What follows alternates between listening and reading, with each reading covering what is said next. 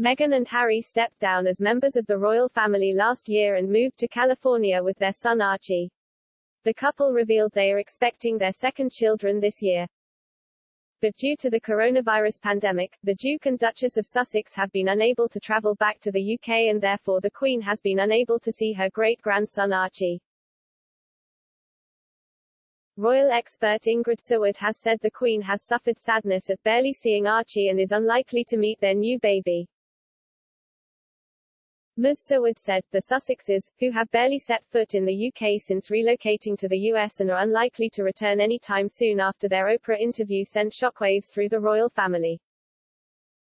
Meghan is due to give birth to their daughter, the Queen's 11th great-grandchild, imminently, but unless Meghan and Harry bring the baby to Britain, the Queen won't get to meet her.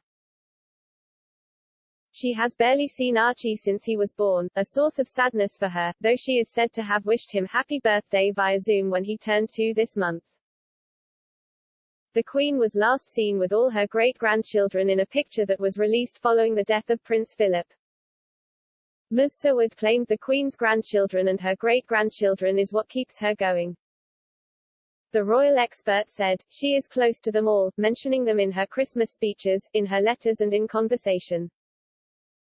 In fact, her family of 8 grandchildren and 10 great-grandchildren is what keeps her going.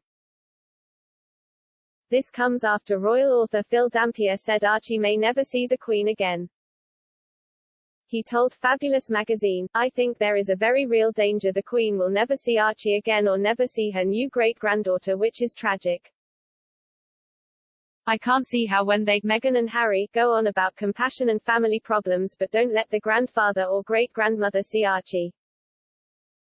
Harry has never met Thomas Markle and he's never seen his grandson. I think it is grossly unfair. Meghan and Harry shocked the world when they announced they were planning to step down as senior members of the royal family.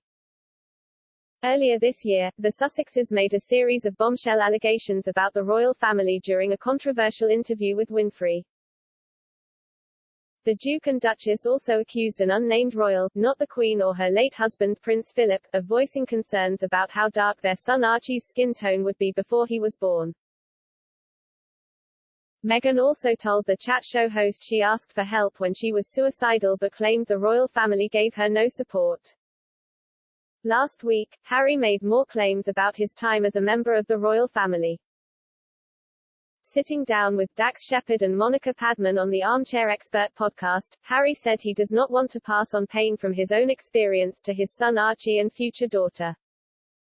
While appearing on the podcast, Harry said, I don't think we should be pointing the finger or blaming anybody, but certainly when it comes to parenting, if I've experienced some form of pain or suffering because of the pain or suffering that perhaps my father or my parents had suffered, I'm going to make sure I break that cycle so that I don't pass it on, basically. It's a lot of genetic pain and suffering that gets passed on anyway, so we as parents should be doing the most we can to try and say, you know what, that happened to me, I'm going to make sure that doesn't happen to you.